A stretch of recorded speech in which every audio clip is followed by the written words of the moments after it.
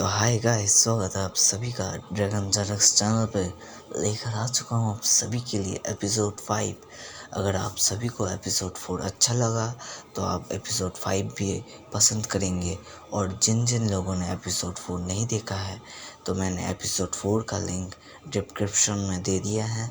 आप सभी लोग वहीं से जाकर देख सकते हो, या फिर प्लेलिस्ट बना हुआ है तो आप वहाँ से भी जाकर देख सकते हो।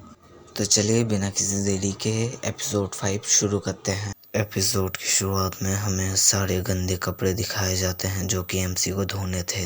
और एमसी इतने सारे गंदे कपड़ों को देखकर कहता है कि क्या मुझे ही अकेले इन सारे गंदे कपड़ों को धोना पड़ेगा, आखिर इसका माजरा क्या है।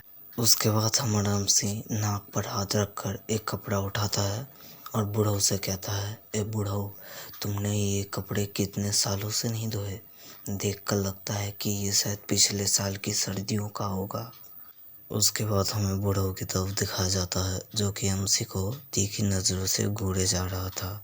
मुझे लगता है गाइस, एमसी ने बूढ़ऊ का सीक्रेट पकड़ लिया, इसलिए बूढ़ऊ एमसी को ऐसे घूर रहा है। फिर बूढ़ऊ कहता है, क्या तुम्हें इससे कोई प्रॉब्लम है? अगर प्रॉब्लम है तो मुझे कह सकते हो। उसके बाद हमारा एमसी जैसे ही बूढ़ऊ का इतना गुस्से वाला फेस देखता है, वो कहता है, अरे नहीं नहीं, आपको गलतफहमी हो रही है। मुझे आपसे कौन सी दिक्कत होगी? मैं तो आपको कह रहा था कि बस इतने से ही कपड़े, मैं आपका स्टूडेंट हूँ, मैं तो इससे भी ज़्यादा कपड़े धो सकता हूँ, मुझे क्या प्रॉब्लम होगी। उसके बाद जैसे ही बूढ़ऊ ये सुनता है वो कहता है, ओ अच्छा ऐसी बात है क्या, तो वो ठीक है। तुम जब मुझे इतना ही मानते हो तो फिर ये लो, एक वॉशिंग पैडल, इससे तुम कपड़ों को बहुत ही आसानी से धो पाओगे। जाओ, तुम भी क्या याद रखोगे। उसके बाद हमारे एमसी को बूढ़ा वो टूल देते हुए कहता है, ये लो पकड़ो इसे। और जैसे ही उसके हाथ में वो गिरने वाला था वो टूल, वैसे ही हमारा एमसी सोच रहा था कि ये कुछ जानी पहचानी फीलिंग है, मुझे इतना डर क्यों लग रहा है इसे जब मैं पकड़ने वाला हूँ। और जैसे ही वो उस टूल को पकड़ता है वैसे ही वो अपना मुंह मीठा करवा लेता है झील की मिट्टी से। फिर हम आराम से साइड में बैठकर कहने लगता है, ये आखिर किस तरह का कपड़े धोने का पैडल है, मुझे बहुत ही ज़्यादा दुख रहा है।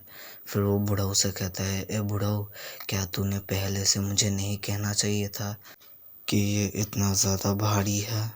उसके बाद बूढ़ऊ कहता है, आखिर तुम किस बारे में बात कर रहे हो, ये तो बस 50 क्यून का है। और गाइस 50 क्यून का मतलब बता दूं 30 किलो है। ये तो उस कुल्हाड़ी से बहुत हल्का है, आखिर तुम इसे क्यों नहीं उठा पा रहे। गाइस मुझे लगता है कि बुढ़ाऊ जो है वो हमारे एमसी को बाहुबली समझता है। तो चलिए फिर से कंटिन्यू करते हैं। फिर हमारा एमसी कहने लगता है, हाँ मास्टर, ये इतना ज़्यादा हल्का है कि ज़मीन में भी गड्ढा हो चुका है। मुझे तो अब बताने की भी ज़रूरत नहीं, इसका वज़न 1 लाख री होगा। मुझे पता नहीं कि तुम चाहते क्या हो, लेकिन अगर हम इस टूल से कपड़े धोएंगे तो फिर पहली बात तो मेरा हाथ टूटेगा, उसके बाद कपड़े भी बहुत फट जाएंगे और उसके बाद हमें उन कपड़ों का पोछा बनाना पड़ेगा। फिर ये सुनकर बूढ़ाऊ कहने लगता है, क्या मैंने तुम्हें पहले नहीं कहा था कि अपनी इन नाटकों को बंद करो, और अगर तुम नॉर्मल तकनीकों से कपड़े धोगे तो ये ज़रूर फट जाएंगे। तुम्हें दरअसल एक यू नाम के स्किल को यूज़ करना पड़ेगा। जब तुम इस स्किल को यूज़ करोगे तब तुम अच्छे से कपड़े धो पाओगे और तुम्हारी कलाइयाँ और तुम बहुत ही ज़्यादा स्ट्रॉन्ग बन जाओगे। ये एक सीक्रेट टेक्निक है जो कि generation to generation lighting clan से पास आउट होती रही है।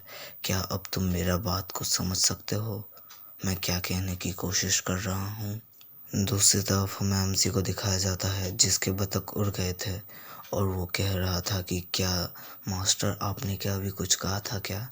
उसके बाद बूढ़ा पीछे घूमकर कहता है, तो तुम समझ गए ना कौन सी टेक्निक को यूज़ करते हुए तुम्हें कपड़े धोने हैं।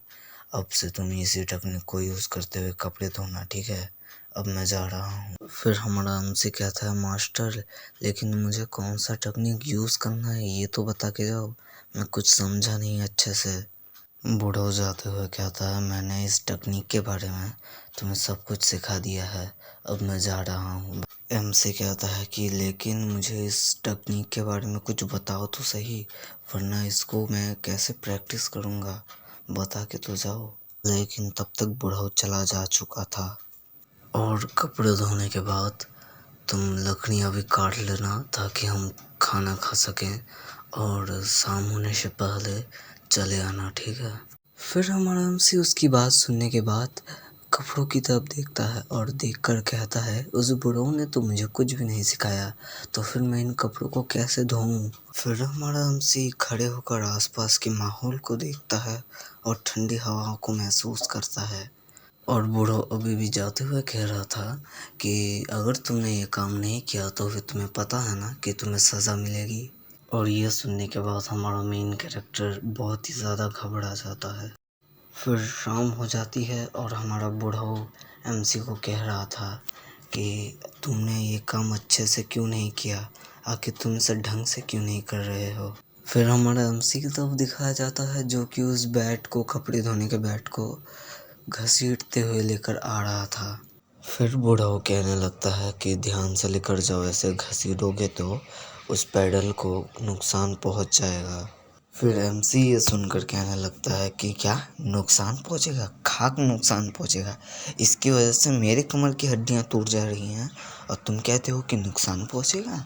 फिर हमारे मेन कैरेक्टर को पूरी तरीके से दिखाया जाता है। उसने सिर पर एक बकेट को पकड़ के रखा था और पीछे कमर में वही पैडल को रखकर वो घसीटते हुए लेकर आ रहा था। और तभी देखते हैं हमारा मेन कैरेक्टर ज़मीन में थक कर गिर गया था। अब आप सभी को क्या लगता है, बूढ़ा जाएगा और आराम से उठाएगा, प्यार से कहेगा कि ठीक है अब आराम करना चाहिए? नहीं यार, अभी आगे देखो क्या होता है। उसके बाद बूढ़ा अपने हाथ में उस पैडल को लेता है और कहता है, अबे यार तुम इतने क्या नखरे कर रहे हो, ये तो इतना भी ज़्यादा भारी नहीं है जितना तुम दिखा रहे हो। तो चलो देखते हैं तुमने इतने समय में कितना अच्छा काम किया है। फिर जैसे ही वो बास्केट की तरफ घूम कर देखता है, वैसे ही उसकी आंखें बड़ी बड़ी हो जाती हैं। फिर उस बुढ़ऊ के हाथ से कपड़े धोने का पेडल भी गिर जाता है, इतना बड़ा उसे शॉक मिला था। फिर हमारे MC की तरफ दिखाया जाता है जो कि धीरे धीरे से खसक रहा था और बुढ़ऊ उसे देखकर कहता है, मेरे जवान डिसाइपल कहाँ जा रहे हो। फिर उसे हवा में उठा लेता है और उठाकर वो कहता है कि आखिर ये कौन से छितरे हैं, मतलब ऐसे फटे हुए कपड़े किसके हैं। फिर MC को गुस्से में देखता है और कहता है, जल्दी से बोलो कपड़े धोने के सारे सामान किधर है। फिर जैसे ही हमारा बुढ़ऊ ये बोलता है और MC ये सुनता है, वैसे ही हमारा MC समझ जाता है कि आज उसके बहुत अच्छे से लगने वाले हैं। तो गाइस इसी के साथ एपिसोड 5 ख़त्म होता है। उम्मीद करता हूँ आप सभी को एपिसोड 5 पसंद आया होगा। अगर पसंद आया होगा तो लाइक कर देना और अगर चैनल में नए हो तो सब्सक्राइब कर देना। चलिए मिलते हैं आपको अपनी नेक्स्ट वीडियो में।